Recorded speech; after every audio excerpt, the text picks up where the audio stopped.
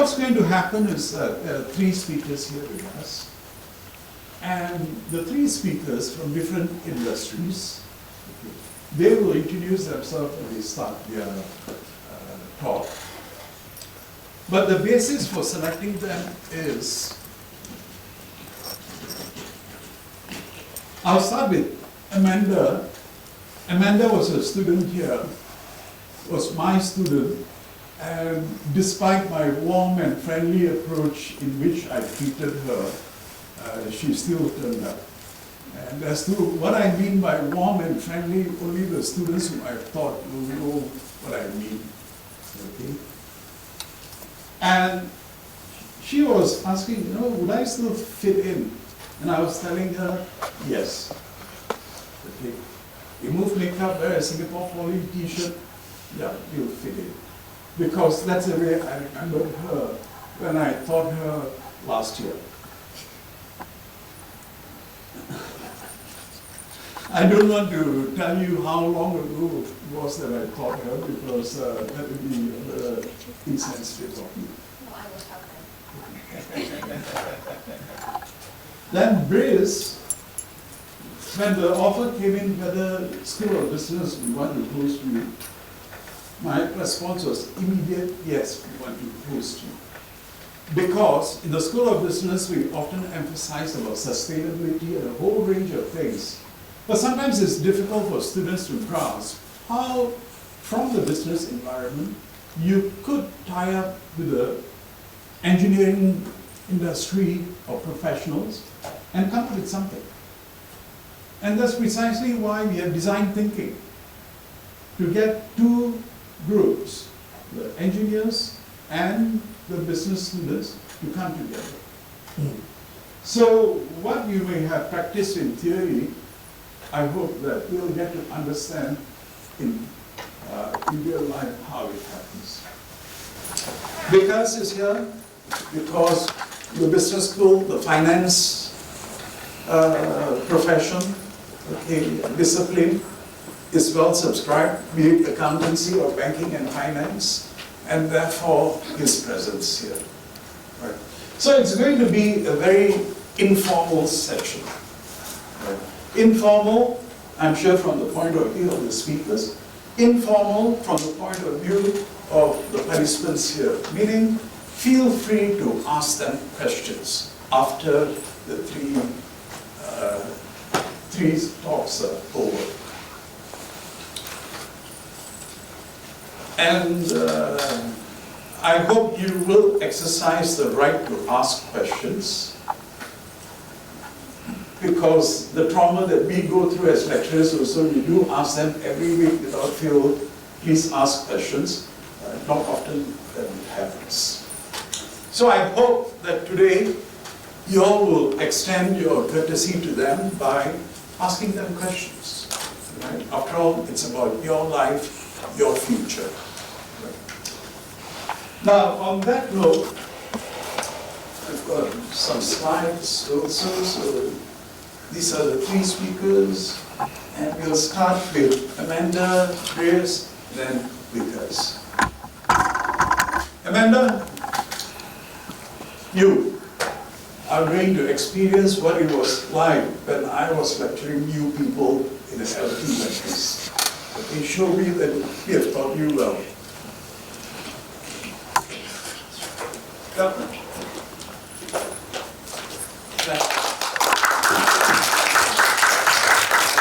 Hello. Hi everyone, I'm Amanda. Can you guys hear me okay? Okay, so I prepared some notes on my phone. I don't have slides, so I hope you guys will mind me referring to my phone every once in a while. So I graduated from SP in 2004, so it's been 19 years. I was in the pioneer batch of the Diploma for Media and Communications. Is anyone doing that course? No? Okay. Or has it been rebranded? No, it's still there. It's moved to another school. Okay. It used to be under the School of Business. So I graduated from DMC with a specialization in public relations. And then for my internship, I did a PR internship and then spent the most of my career in public relations before I pivoted into recruitment about 5 years ago. Now I work for a company called Prospect. We focus on recruitment for public relations roles all across Asia. So yeah, I advise many young people like you guys on your career moves, what jobs are good, what you should prioritize when you're looking for a job. So I'm happy to share some insights from that. But today, for the purpose of my sharing, I thought I would share 3 tips in general. So the first one, and these are my personal tips. My first tip is to really try everything. My first internship was with the GLC. I won't name it, but after doing that, I realized I didn't want to work for a GLC. And then I went and joined a local lifestyle consumer, very hip, company with, that owns brands I think all of you will know. But then after doing that, I realized I didn't want to be doing PR for beauty and lifestyle and restaurants and F&B. It sounded fun, but after I did it, I realized I didn't like it. And I think for many PR people, it's a rite of passage to start out in a PR agency and then you move in-house, right? So I didn't start out in a PR agency, so I didn't think that path was for me. But then I went into a PR agency later, and for me it was very steep learning curve because all these people with agency experience, they knew the ropes, and even though they were less experienced than me, but they were more familiar, so I had to tolerate that, I had to learn from that. And I didn't expect it, but when I work with clients, like really boring clients like palm oil, energy, infrastructure, I realized that I really enjoyed it so much, and I wouldn't have known if I didn't actually try it. So, agency life wasn't easy. I worked like 18-hour days and, weekends, and, it was sometimes very much a pressure cooker environment, but I learned so much from it. So, you guys are at the beginning of your career, try different things, and see what sticks at the end of it. Secondly, my tip number 2 is that know yourself, because common advice may not work for everyone. So for me, after I graduated from SP, I worked for a few years, and then I decided I wanted to go to uni. So by the time I went to uni, I was older than my batchmates. But I think being older meant that I was more, I was clearer about what I wanted to achieve out of uni. And because I didn't get a scholarship, or my parents couldn't pay for my uni education, I knew that I would have to take a loan to go to uni. So instead of studying something that would just be a checkbox, right, like degree in PR, for example, I wanted to study something that I knew would really interest me, like intellectually, and something that I won't regret, having to work hard to pay off over the next few years. So when I went and did a degree, I chose a degree that would let me study religious studies and gender studies, because at that time I was like, okay, these are like fascinating topics and I won't be able to get a chance to study this in Singapore. So I did that and had a great time, and it just really opened a lot of doors in my head for me.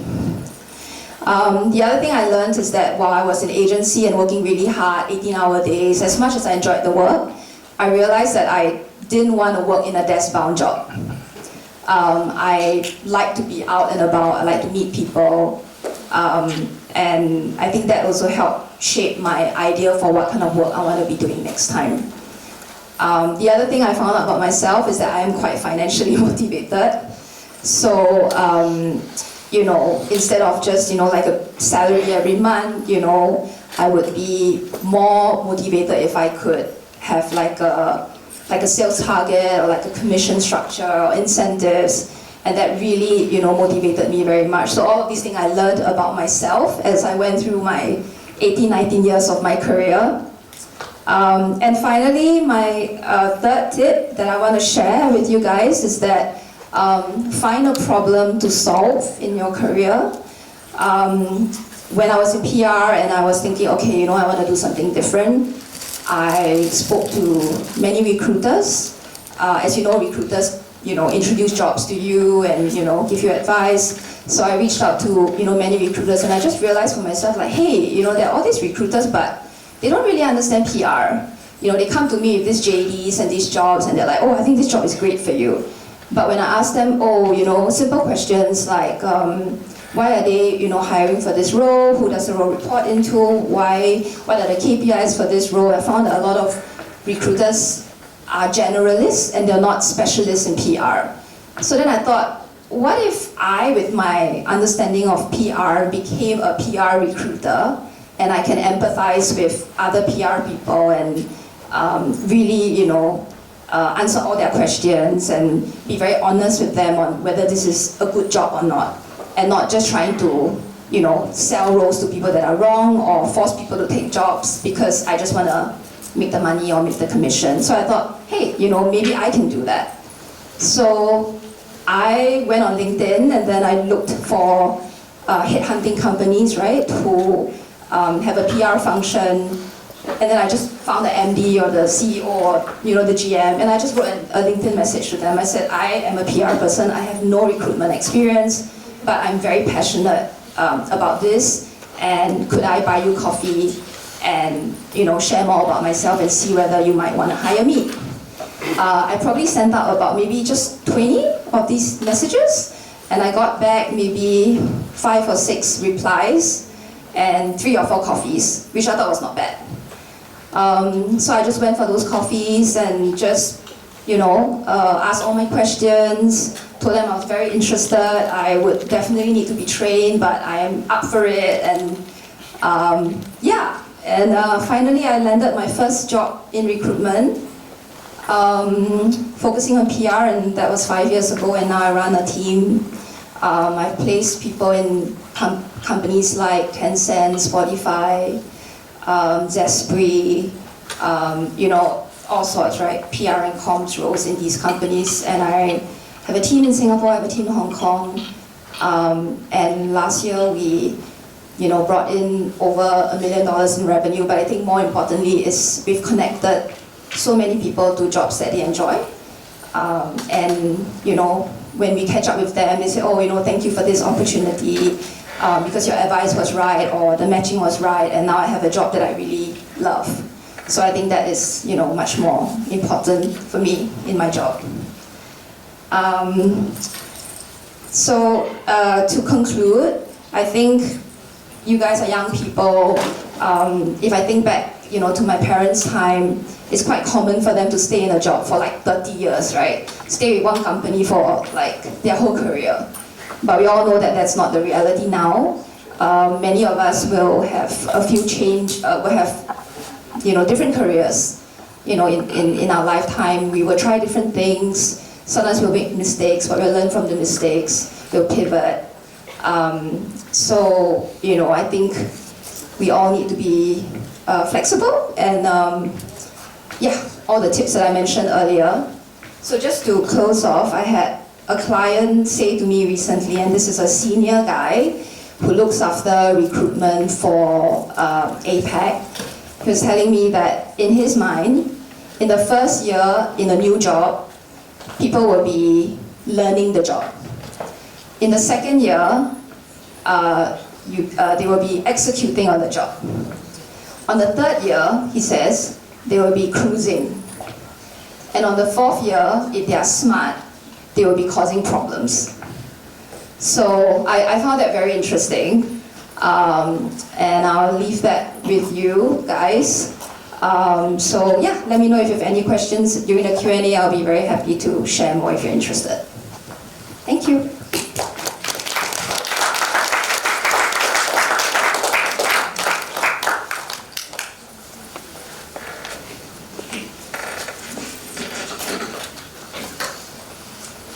Okay, interesting to see how people change and transform. I've never seen you so calm and collected in your student days. She was a firebrand, okay? And that shows, or showed, and she said, oh, she wrote to the CEOs telling them let's have coffee and see whether I'm suitable and so on. It's still there. Just that, you're the front that you put up is good.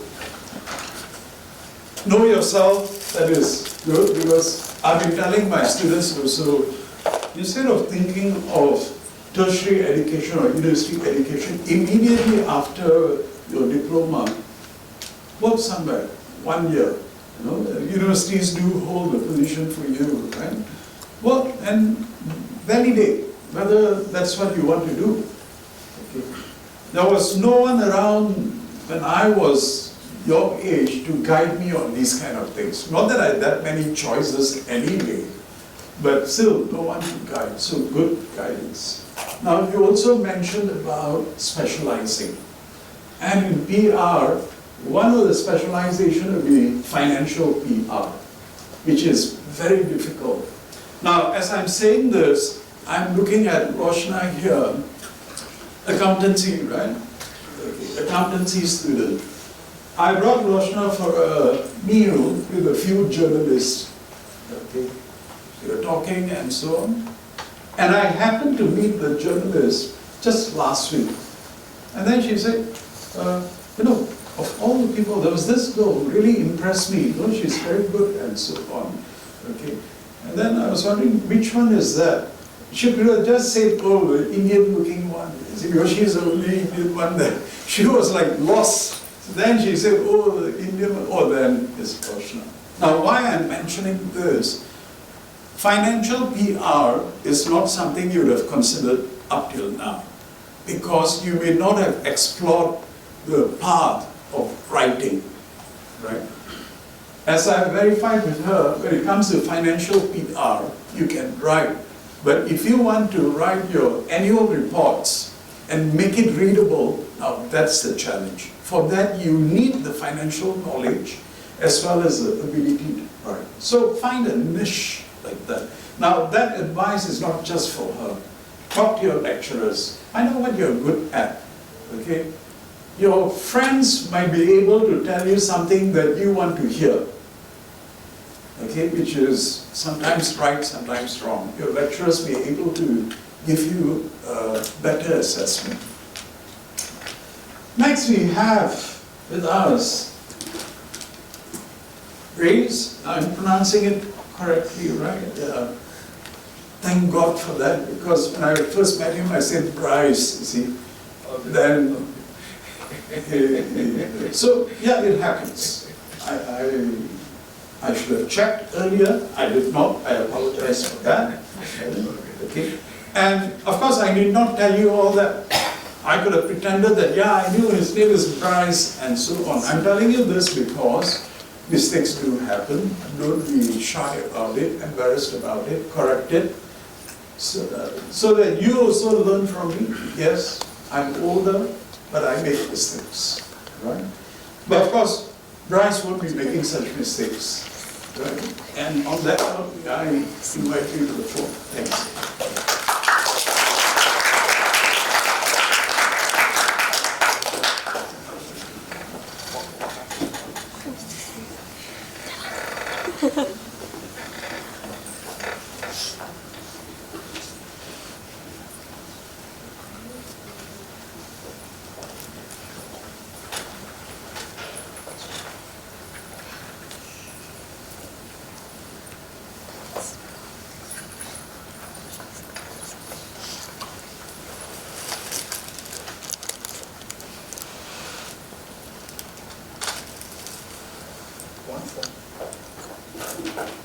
Hi everyone.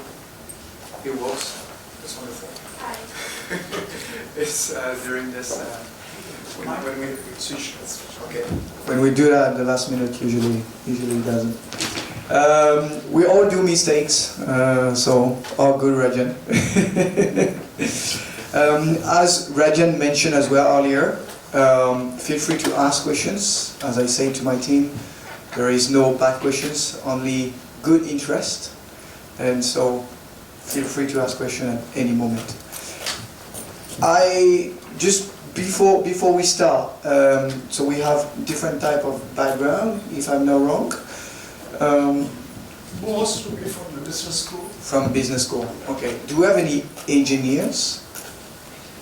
Yeah, we have a few. Okay. It's good to know. I will adapt accordingly. So basically, I started a company called Bizsu, and my story started a bit earlier. So 2016. I had my first company. Was not related to sustainability at all, and so I was in sports marketing. And 2016, nobody talked about sustainability really. But I was living in Thailand at that time. I was living in Bangkok, and you realize certain things. You realize that there are a lot of waste overall in the country, in the city. And at the end of the day, you go down your condo, you go buy some food, and you have your food in plastic box and in plastic bag, and then you take a drink, and you have it in a plastic cup and plastic hanger, so you have plastic everywhere. And then you throw all of this in the bin, made of plastics, and then you throw that in the big bin, and it's just full of plastics. And then you feel like, what have I done today, really, to cause this? Is there any other way that is possible rather than doing this? And I started to make some research, and so then I realized that the way we consume overall is extensive, and it goes beyond what is sustainable for the planet, right? This is why you say sustainability, right? Because the goal is to sustain the resources of the planet, right? And today this is not exactly what we do. And so I started to look at it closely, and basically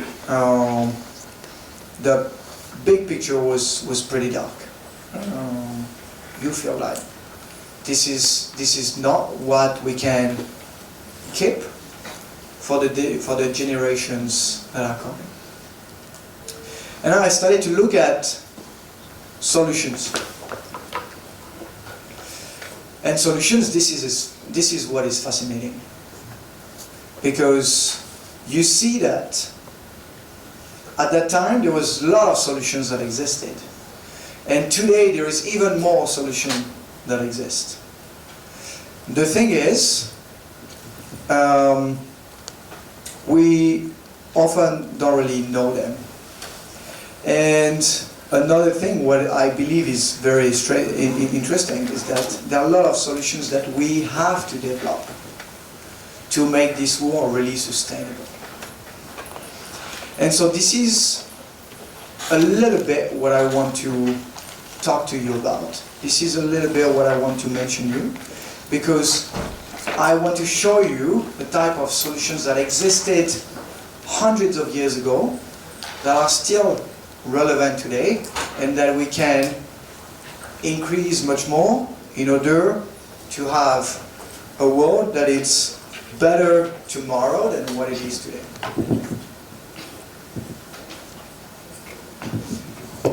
And it will start with air conditioning, because this is one of the things that I know best, and one thing I'm specialized in. Air conditioning is cool. If I have one message today, it's this one. And this is not a lame joke, right? Air conditioning is really cool. And it starts with this gentleman that you probably know. And Lee Kuan Yew said, the aircon is the best invention of the 20th century, right? And if you look at it more closely, it makes sense. It makes a lot of sense. In Singapore, it's pretty hot, right? All the time. And the development of Singapore occurred also thanks to air conditioning. Before air conditioning, we were only able to have meetings early in the morning or late in the afternoon, right? It wasn't possible in the middle of the day. So it's quite hard to work effectively, right, in these conditions. And so Lee Kuan Yew started to advocate more for air conditioning, and so we started to have air conditioning in public area and in private area, and then we have it pretty much everywhere. One thing we couldn't plan at that time is that air conditioning today represents up to 30% of the greenhouse gas emission of the country. This number is enormous, and it's actually so big that it's hard to really understand, it's hard to see how big it is, right? In the world overall, it's 2%, same as the aviation industry, right? So obviously in Singapore, it's much more. And we see it when it's raining, right? It's pretty cold, you go inside, it's cold, you go outside, you still feel the cold coming from inside. So it quite makes sense. And, and 60% of the building electricity consumption comes from air conditioning. Another thing that we can add to this, maybe you have seen it or your parents probably did, is that the cost of energy increased drastically last year. And so then you will say, thank you, Brice, but what do we do with that? Where, as I was mentioning, there are tons of solutions that existed before and are still pretty relevant today, even though we do not really use them. So, does anybody know what is this? So this is when the engineers can come to things. Nobody? So this is the first centralized system for air conditioning. Right? So this started in Middle East, right? Was created in the Middle East. So basically the temperature in the Middle East is quite similar to what we have in Singapore, right? It's drier, that's the difference. And so this is the middle of the desert. And this is, what we see here is, these are rooftops, right? And so basically, these are towers, right? And so you have the water, the air coming from the top. You see maybe little sticks in the middle of these towers, and so basically we were putting wet clothes, right? And so air plus water, right? It means that the water, it's a very good medium to cool the temperature. So you have cool air coming from the top, right? I mean, you have air coming from the top. It will come cooler with the water, and it will come underneath within the buildings, right? Very, very simple idea, right? It's been centuries that it has been existed, and these are still things that we can use today, but we don't really use anymore. We don't really teach that in architecture school anymore. But still, if we want to have a sustainable world, that can be a way, right, to reduce our emissions, right? Obviously in Singapore, pretty hard to have this, right? Not impossible, but pretty hard. And so these are the type of things that we can do overall in the world. And these are the type of things that you can have in mind as well. Simple solutions like this exist, and we can have centralized aircon system in buildings, right? Without much energy used. This is another fascinating example, and this happened in Harare. So Harare is the capital of Zimbabwe. Yes, you have a question? No, actually, I actually saw this in the news before. Yeah. About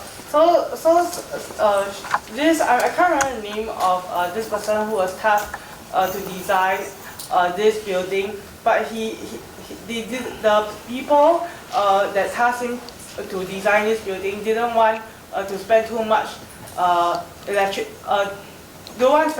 electricity to power up the entire building to keep it cool. So he took inspiration from the termite mound and how they use the termite mounds to sort of like how they kept the termite mounds cool. And so he took inspiration from nature to create his design. Exactly. Well, it's fine. I can pass then. Said everything. No, this is very good. This is exactly this. So basically, you have this building in Nobino. It's a mall. Sorry, what's your name? Elizabeth. Saba. Elizabeth. Yeah.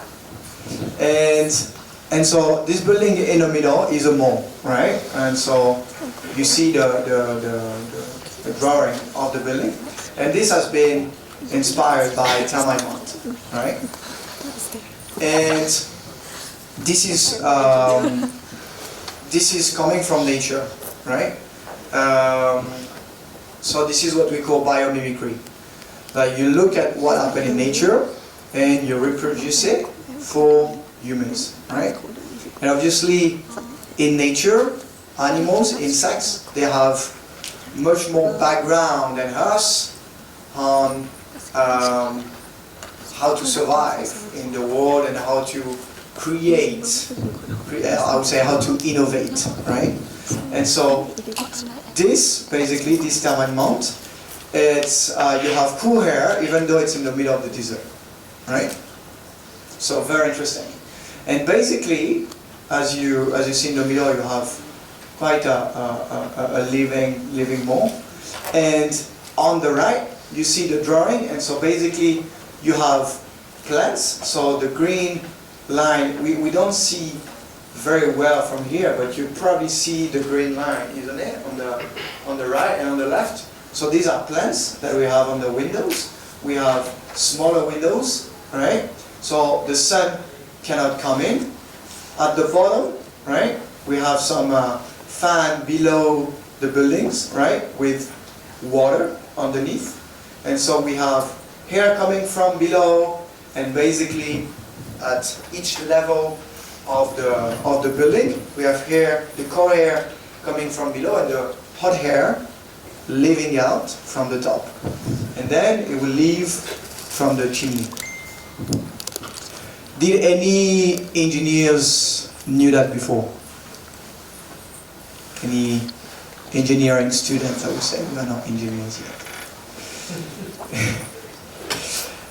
But so this is also another example, very, very simple, right? And how we can have buildings and cities that do not consume much energy. Is it possible in Singapore? Right? That's another debate. Right? Obviously, it's not simple, right? But this is my goal of today, is to show you simple solutions that we can use. And so, then on our side, and I will conclude it there, is basically having new architecture will have big investment, and with air conditioning we can have very little investment and still very good cooling.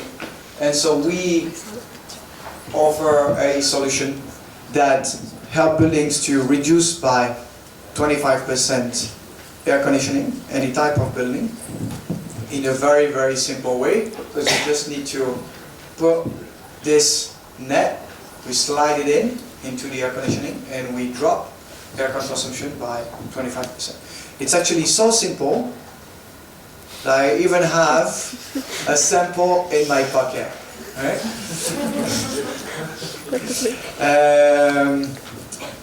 So if an aircon comes on me, I reduce its consumption. But just to say that there are very, very simple solutions that exist in the world today to help us to have a more sustainable world, right? To help us to reduce our carbon emissions. And this is basically the challenge that we have for the years to come. And this comes from people of today, and this comes also from you, because you have the power as well to innovate, you have the power to create, and you have the power to change the world in a durable way, right? I will just stop it there. I have a few things to mention, but these are details that you don't need. Some of the awards we got, some of the nice results we had, and I would just tell you thank you very much.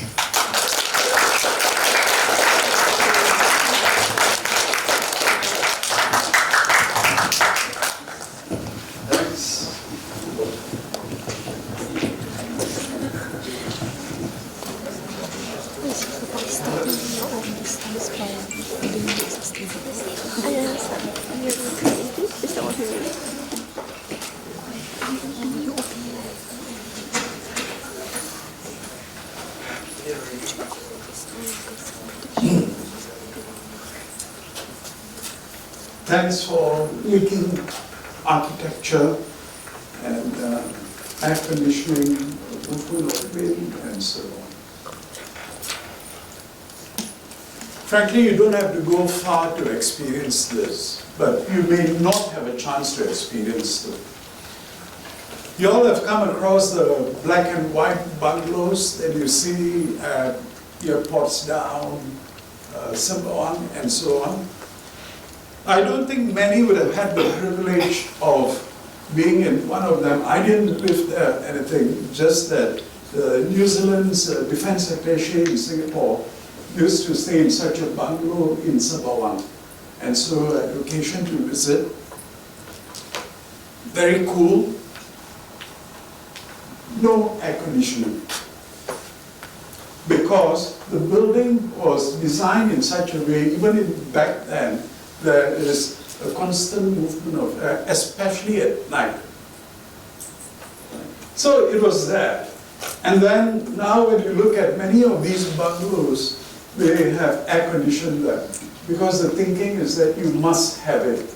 And that's what I thought when I moved into the new apartment. I thought I need air conditioning, I installed. Then I realized that just a small fan was sufficient to keep me cool. I didn't need air conditioning. But thanks for that, because two things. Firstly, an idea to reduce the cost involved. And thanks for that solution that you showed, because some of these solutions can be simple, but someone has to think about it, right? So that is where we hope, like I'm bringing my students for the Learning Express program, where we force them to think like that. You know, I've brought students to places where, having come up with something, the villagers themselves have said, we have been living here for so long, but we never thought of it. So thinking comes in. So do invest in that. Talking about investment, of course, banks deal with that also. Which then leads me to inviting Vikas to share his views. Thanks, Vikas.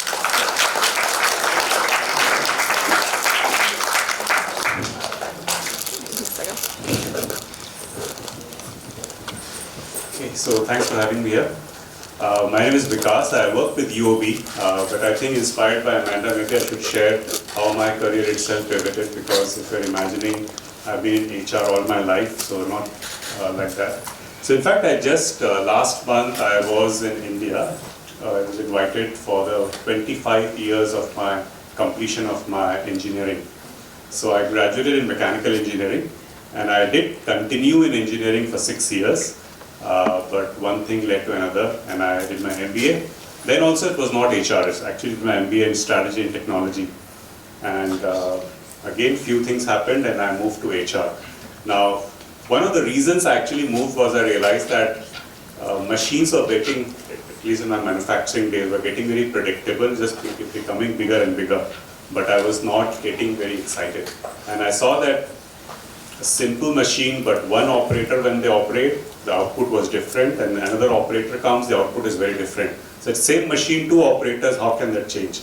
And then I realized that how they interact with the machine, how they understand the machine, that made the difference. It was not the machine, it was the humans. And that really inspired me to take a career in HR, inspired me to an extent that I did my PhD then in organization design. So I'll probably share some of the things that I try to keep it really, really simple, but do ask any questions if you have to, if you have any questions. So the future of work, this again started, I think 7, 8 years ago when I came up in the United Nations. The way I look at it and the way you will look at it now is the future of work has always been there, right? The disruptions have always happened. It's just that now we are at a cusp where we are experiencing a very rapid change or innovation that's happening, which is impacting us. Rather than impacting us in 10 years' time, maybe now it's impacting in days or months. And the first innovation that I really want to talk about, and this I came to know when I was doing my preparing for my thesis. The first technological advancement, and it has, the reason I use the word technology and how it disrupted the future of work itself, was actually the writing instrument.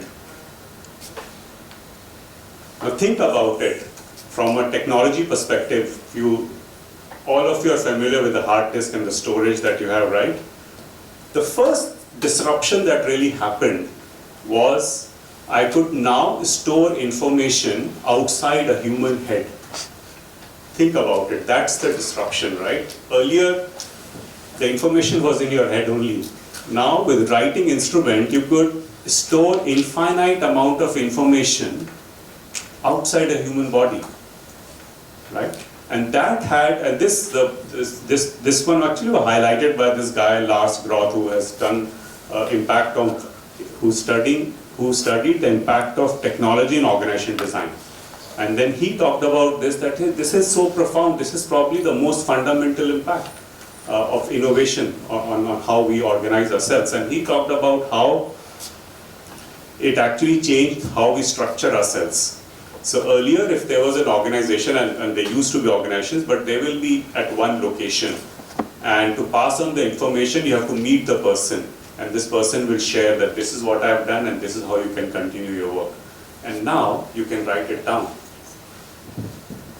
Then the second innovation that really happened was information moving from place A to place B. That was the transformation, that was the transportation, right? So if you really look at it, and I'll show you a slide later, but essentially how we are processing information, how we are sharing information, that's the innovation, and that's what is defining the future of work. And let's look at the second example as well, because we talk about the future of work will make us redundant, right? Again, this is a nice article by Microsoft on their blog post, so if you get a chance, have a look at it. This article talks about the day the horse lost its job. Right? Now, do you know that in 1908, probably the image is not very clear, these are all horse carts. In 1908, there were 120,000 horses in New York City. And it was quite stenchful. They produced some 1 million liters of urine and something like, I forget the number, but in 100,000, 1 million kgs of manure, right? So it was quite stenchful. And when the automobiles came in, that was the disruption, where from 100,000 horses, so if you have horses, you need somebody to be managing those horses as well, right? And so it actually disrupted about 600,000 jobs within 2 years. But it created 6.3 million jobs. And at that time, there were protests and there were demonstrations in terms of what's going to happen to the future of these people. So whenever there are disruptions happening, there are also new opportunities that came up. But in the continuum, if you see, from writing, we moved on from moving information from my head to a piece of paper. Now I moved to a place where I can move information, earlier through smaller means, but then the railways come and the airways came and the motor cars, and the information could move much faster, right? But then something happened that completely transformed how we store and move information. And this is where, if you look at the digital timeline, really the mechanical innovation came in of using water and steam, right? And that's where the locomotives started coming in.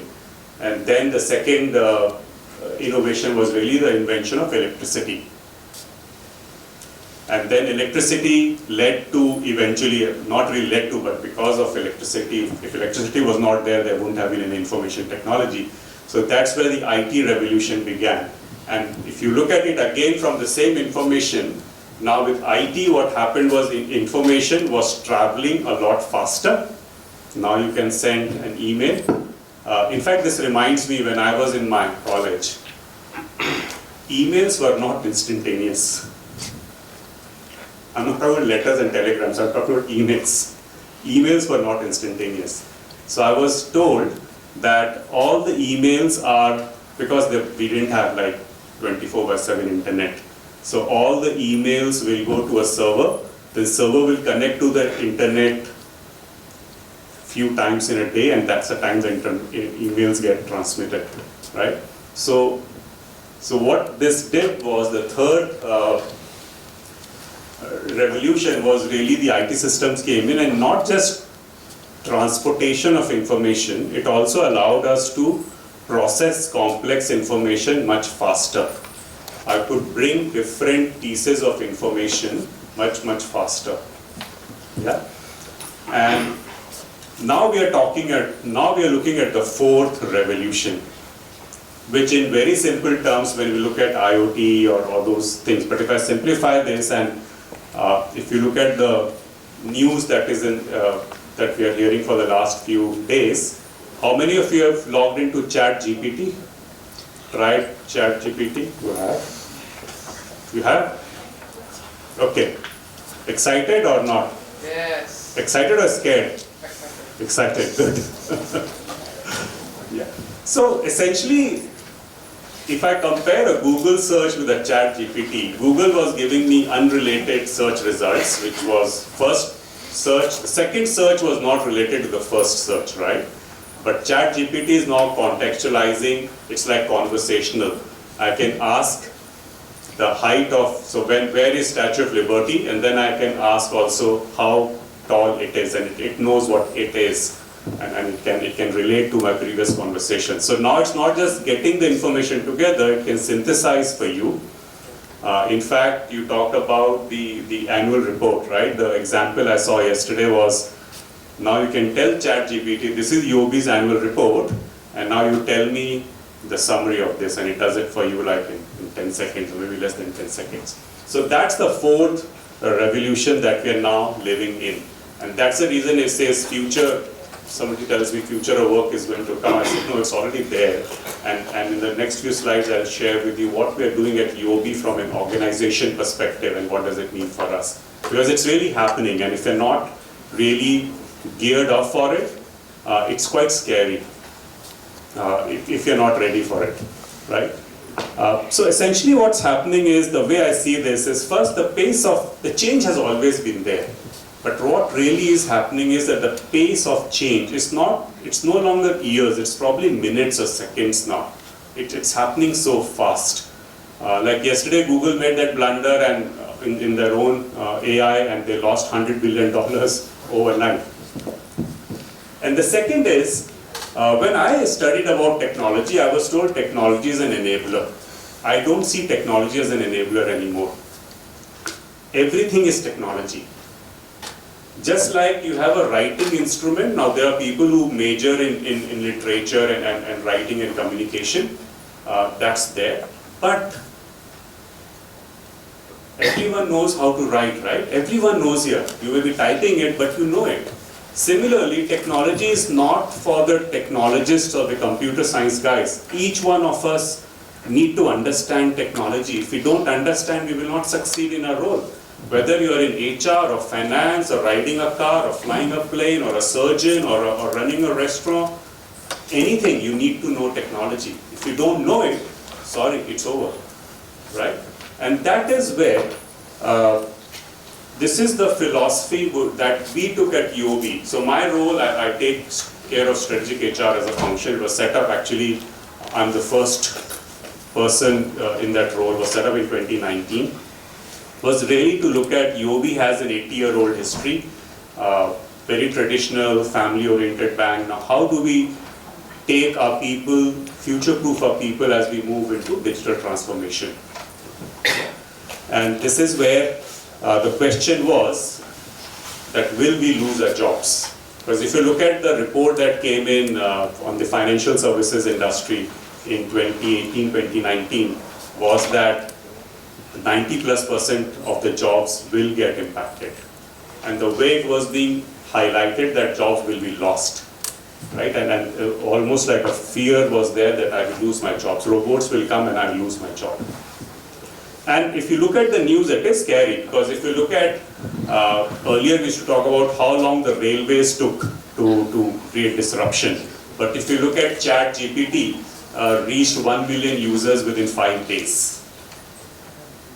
5 days, right? 1 million users. So, since we are living in this era, I thought, why should I try to answer this question myself? Will we lose our jobs? Why don't I ask ChatGPT and see if what we're doing is correct or not? Right? So I did ask ChatGPT. I said, tell me, will you take up my job? And it gave a very good answer. In fact, I was a bit happy as well. Okay, what we're doing is right. So what it says is, it's not capable of taking our jobs. I've highlighted those portions in red. It's not capable of taking your jobs, but it is expected to automate certain tasks. And it is also expected to augment human capabilities, and it will also create new jobs or new capabilities. Let me give you a very, very real example.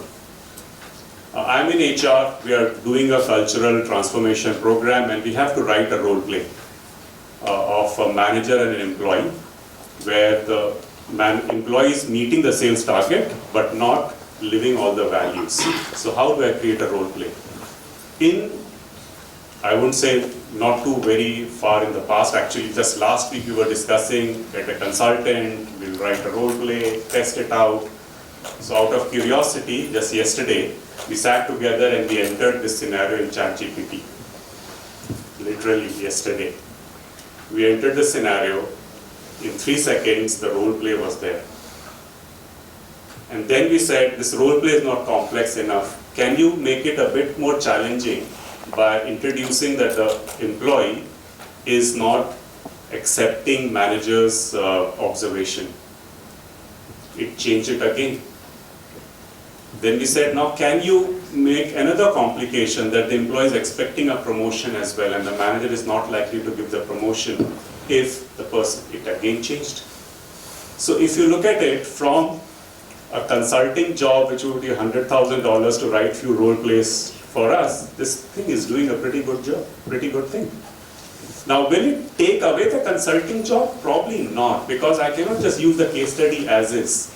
But new capabilities have to be built by us to use this.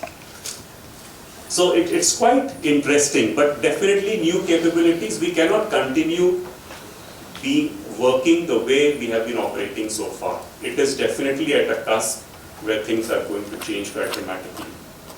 So what are we doing about it at UOB? Yeah. So what you see here is the overall people philosophy of UOB. We look at care, growth, and trust. Very caring organization from a pay perspective of benefits. But what I want to focus on, the two highlights, is upskilling and career mobility, right? And what we are doing within this is, 4 years ago, when I said technology is omnipresent, right? We said each of our 30,000 employees must be trained. So we did not launch a training program or reskilling of few IT folks.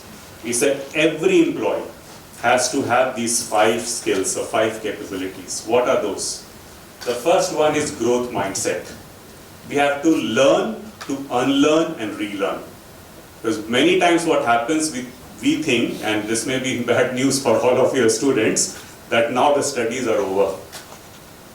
That era is over actually. I don't think that era was ever there, but now it's even more relevant. Because by the time you will, if you were learning search engine optimization, by the time you graduate, something else has come in. So growth mindset, so curiosity, ability to learn is very important, and we trained everyone on that. The second one is problem solving, because with new tools coming in, the way we solve problems is changing, and the problems that we are solving is changing as well. It's no longer incremental problem solving. I can now look at a very different approach. So training my entire workforce in problem solving. Then it comes to digital awareness. This is where we actually taught everyone what is cloud, what is API. You can imagine, right? There are people who have been working with us for 40 years, very old, some very young. So getting everyone on the same page.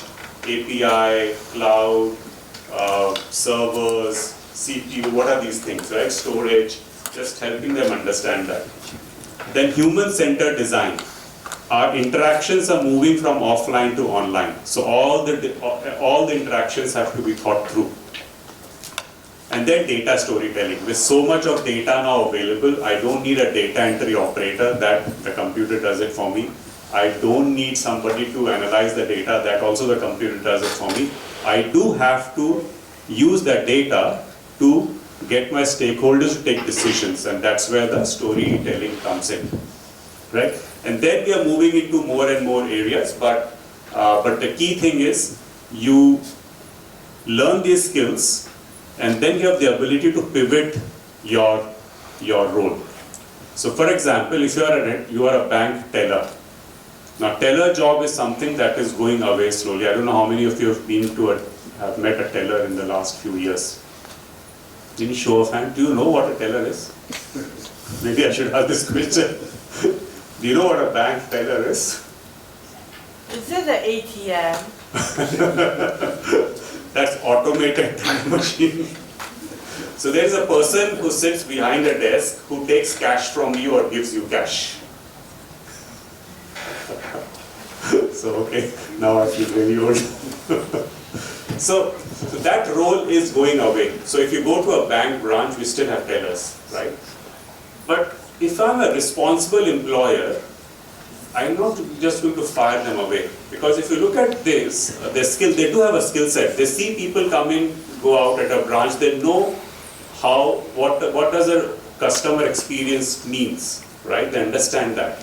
So what we did was, we're training them on customer experience, because when we design a digital products tomorrow, we need people who understand the customer journey.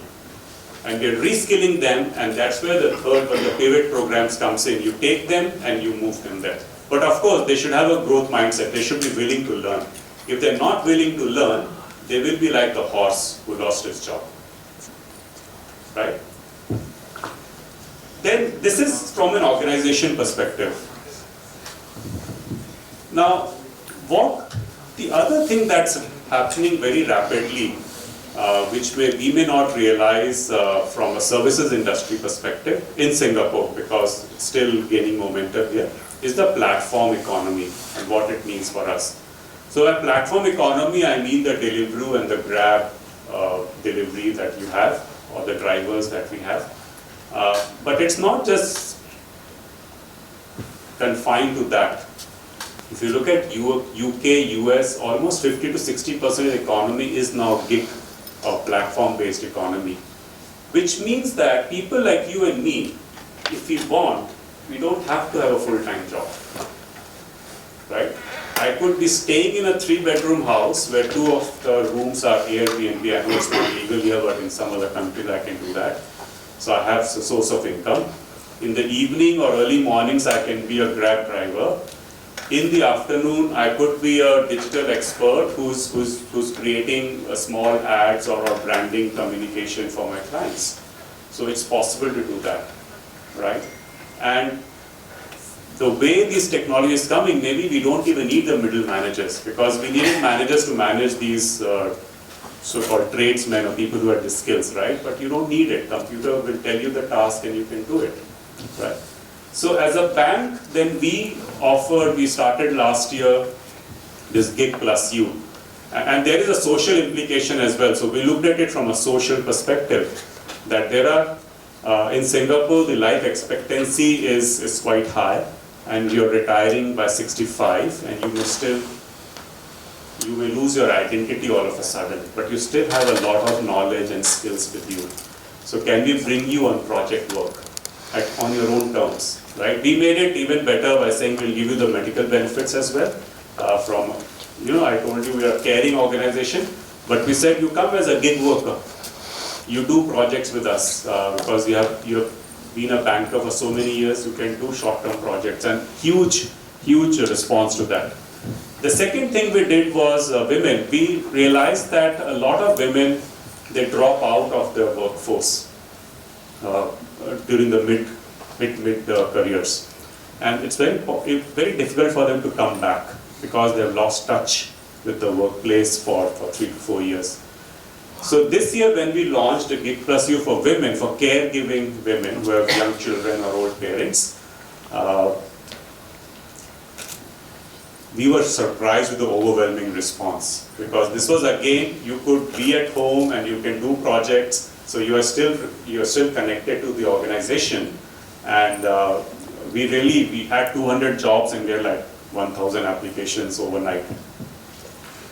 The good thing was a lot of men complained that we are being biased. Why do you think that only women have caregiving responsibilities? Men also have. So we said, yes, it's open to all. However, we do see women dropping out. So we may say whatever we want to say, but that's a reality. So we need to address that for sure. So the point that I'm trying to make here is twofold. First, as individuals, we now have more options.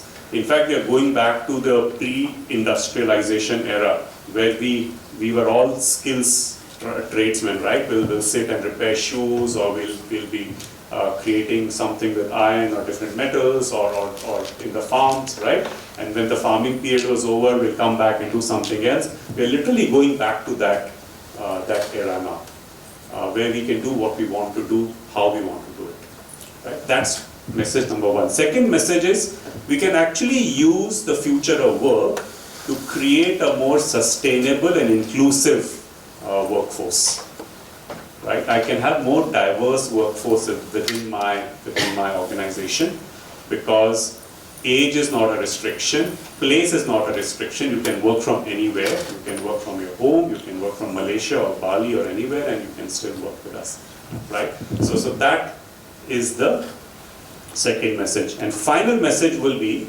that we need to continue to learn. So don't be a horse, and just be curious. And that's the only way to keep us relevant in this day and age. That's it from me. Thank you.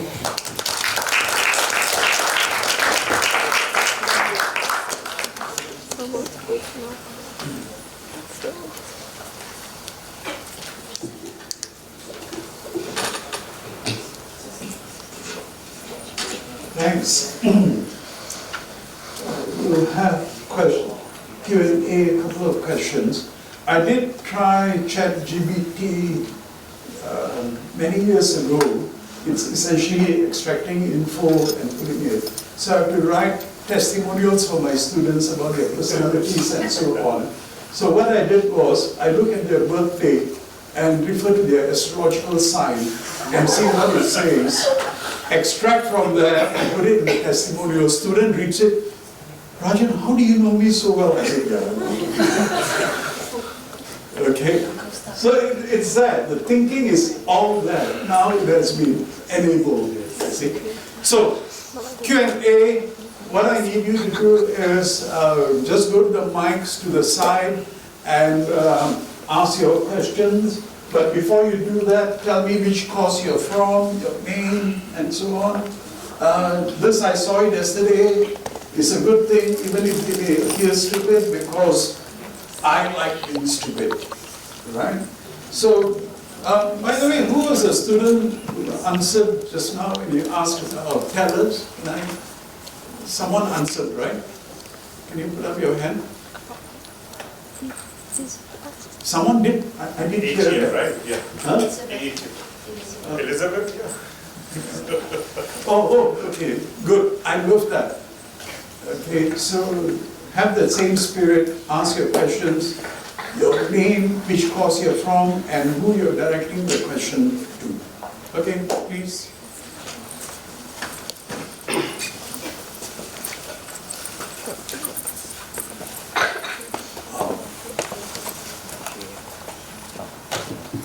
Hello, can you hear me right? Okay, so my name is James. I'm from the Diploma of Banking and Finance. I actually have questions for all three speakers.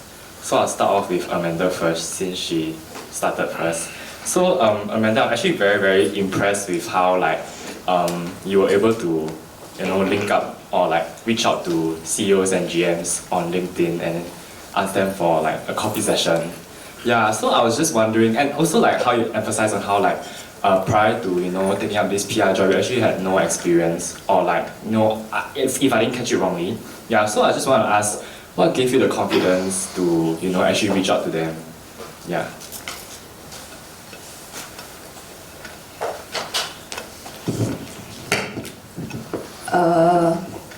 Well, in my mind, to be a good recruiter in PR, you need to know PR and you need to know recruitment. At that time, I didn't know recruitment, but I know PR. So I thought, hey, if I check one box out of two, it's worth trying. Worst case, they don't reply me, lor. And these are not people I know, so what do I have to lose? That's right. Yeah. So, do you think that's something that's quite common nowadays as well, for people to reach out to CEOs for a coffee session like what you did?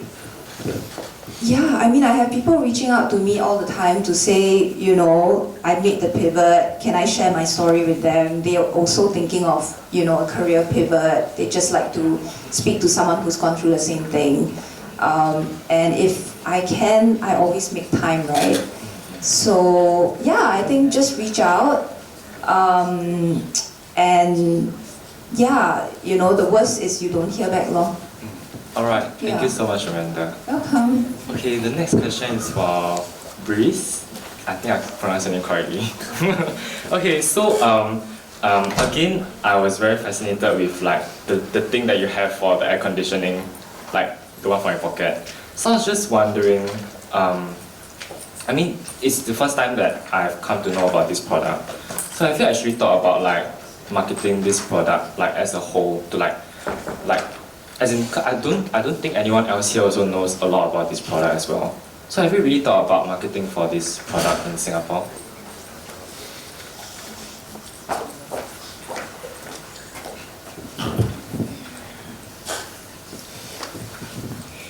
Well, obviously marketing is a big thing. When I started my company, I thought that you can have a good product, no marketing, and you will sell. And I was wrong.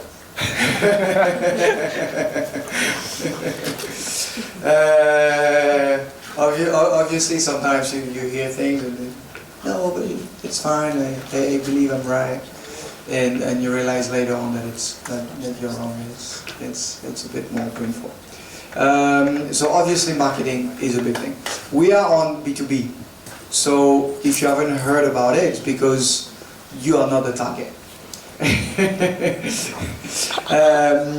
If we talk to everyone, we talk to no one. And so we focus mainly on people who are engineers, facility managers, or who work as CEO of the companies who manage and own buildings. So amongst our clients, we work with all the real estate companies in the country, right? So you have seen on the presentation CapitaLand, and we work with KPL, CDL, and with some warehouses as well, because warehouses, they have a lot of space that they need to cool. We work as well with some hospital because again, a lot of space that we need to cool. Work with data centers. It's not a lot of space, but it's a lot of energy that is consumed to cool data centers. And data centers are actually a big issue that we have today, and is a bigger issue, I would say, that we are facing for the years to come, because we don't really have a sustainable solution to cool them. And so yeah, to answer your question, I understand that not many people know about it here, not to say nobody. Okay, yes. It's because you're not the right target, and it's also because our marketing is getting bigger and bigger, and maybe we need some PR. But soon enough you will hear about it outside of this theater. So there are plans to change the target audience as per se. I would say there are plans to increase our target audience, so to have a target audience that is wider. There are plans to at some point do some B2C as well, and in this case, for sure you will hear about it.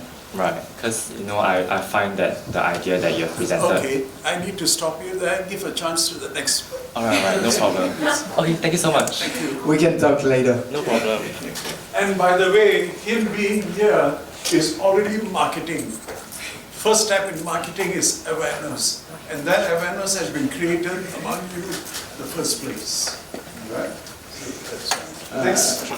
I cannot say better than this. Anything better than this. After you over there. Come on.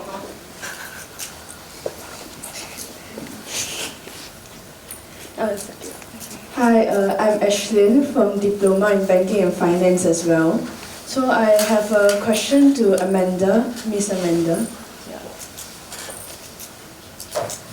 So my question is, what kind of mindset should one individual have when, like, for example, changing jobs? So when, for example, I work for a few years already and like the salary is slightly higher, what is the right mindset to be when I change like a different job scope but less salary? Like, because obviously we kind of want to earn money as well. Like, what's the mindset an individual should have when like switching to another job? Yeah. Okay. Maybe Vikas can also go after me, since he also has changed careers a few times, changed jobs. I think pay is one consideration, right? When you think of what job to take up, you also look at what is the scope of the job, who will you be working with, what will you be learning, and if you take this job, what other jobs can it open the doors to next time? So pay is just one factor. In fact, when I first went into my recruitment career, my first year in recruitment, I earned so little money. I probably earned as much money as when I was, working, like my first year of work, post-poly. So it was an investment, it was a risk. It doesn't mean that you change career means, you will have a bigger salary. It's why are you doing it lah? And for me, I was willing to take that risk because I just felt like, I'm solving a problem and I'm very passionate, I'm very interested. I felt a lot of, like I could do it and I want to try and do it, and yeah. So pay is just one factor, I think. Yeah, but when you become more experienced, you have more work experience, you become more mature, I think that equation will make more sense for you lah. And of course, you can talk to people who are more experienced. Okay, thank you very much. I have a question from the. Yeah, no, I think I can add to what Amanda was saying. So actually, and we have seen the correlation as well. So pay, take it as an investment if your salary is decreasing, because trust me, you never have enough pay. Pay is always less. How much you get, $100 or $1 million, always less, because we always expand our means. So what we have seen is people who are willing to take that risk of investing in themselves, then your personal stock market price goes up over a period of time. It's like investing in yourself. You take a risk and then you go. As long as you can pay your rents and your groceries and you can run, I think anything above that you should be able to take a risk. And it's worth it, I think, these days to be able to be more sustainable from a career perspective. Okay, thank you very much. If I may add something, learn more than earn. That would be my advice. Thank you. Okay. Hello, I'm Jerome. I'm previously studied facility management, currently study real estate in AUS. My question is, how do you find joy in work? Yeah, a simple question.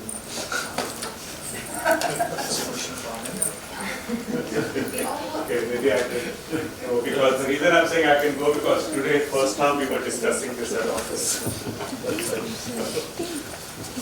So meaning at work, okay, and I'm just trying this out because as I mentioned, we were brainstorming this. We want to have all our 30,000 colleagues come to office and find meaning at work. And what we discovered was 3 things. First, you should discover your own purpose. Your own personal purpose. What do you want to do in life? And this purpose, what we realized, a lot of our employees or colleagues were thinking that purpose has to be like really groundbreaking. Like I must be an entrepreneur like him, or I should be a global executive, or I should do something great innovation. It need not be like this. When we spoke to people who are very clear about the purpose, it's actually very simple. For some, it is as simple as providing a stable future for my family, right? Or for some, it is experiencing the world. So they take decisions which is traveling all over the world. They take jobs which means traveling. So but it has to be, there has to be purpose. We also realize that purpose may change over time. Then the second thing that comes in, you should work for an organization that is very clear on its purpose. So if an organization says, and I struck a note when you said that it's not about the $1 million that we made, but she's very clear on her purpose, that she's taking pride in that other people love the job that they got through her, right? So working for an organization which is purposeful. If somebody says they are here to make more money, not a place to work for. But what is the organization's purpose, and do you connect with that? Right? The third thing is the job that you're doing, how is it helping you in your purpose, and how is that job helping in company's purpose? If you can connect the 2 dots, then you find meaning at work. I don't know if it makes sense, but this is what we were discussing yesterday morning. You want to simplify this? So can you ask your question, and you also ask your question, Ask your question first. Hello, I'm Clarice. I'm from Diploma in Human Resource Management with Psychology. And my question is to Vikas. Just now you mentioned that in HR you guys did training development for different ages from 20 to 60 years old, right? So I just wanted to ask, how do you guys combat this? I'm sure there will be some challenges. How do you guys combat these challenges with such diverse age group? Question. My name is Harvin. I'm from the Diploma of Banking and Finance, and my question is directed towards Amanda. So, I heard that you went back to uni after a few years of working, right? So how exactly did you manage that, for example, financially? Yeah, that's my question. Okay. So, question, answers, we wait for answers, you can take your seat. Okay. So, how did we manage as a diverse school? So first of all, yeah, it is a challenge. So we had to gamify that a bit in the sense that if you attend the session, the first session and the last session is a 12-week thing, everyone loves an extra day of leave. So if you complete it, you get an extra day of leave. And that was the carrot that we gave. The second, and that kind of addresses a large population, but then you may attend, but how will you internalize it? And that's where we gave an incentive, or not really an incentive, that they have the people who complete they have the first really opportunity to apply for jobs which are within the organization and switch roles. And we started showcasing some of the case studies of how this person, and sometimes quite old as well, 55-year-old, really shifted to a new age role.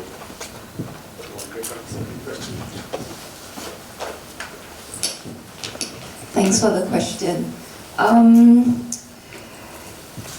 So I had the intention that I wanted to go to university, right? I knew my parents could not afford to put me through. But one of my aunts, and she was the only child in my father's family that had gone through university. So out of 8 children, she was the only one that did it. So I shared with her, and she said, you know what, I will support you for the first year. You can pay me back when you graduate, no interest, but you have to figure out yourself how you're gonna put yourself through the second or the third year.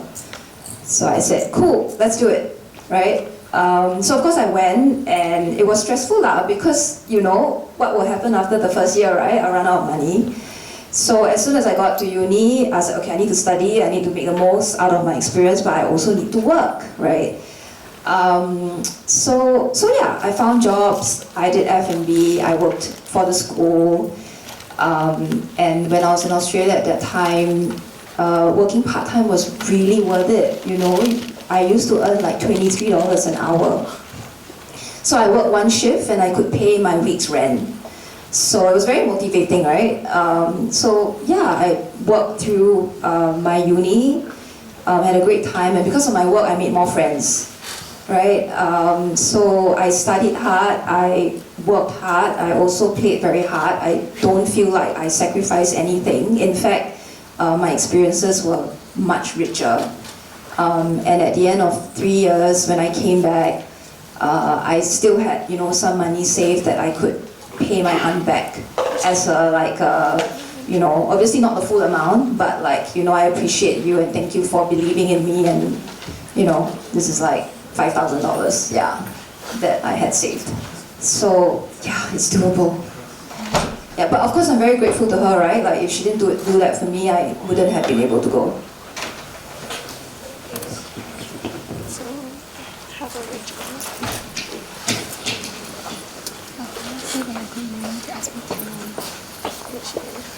Thank you.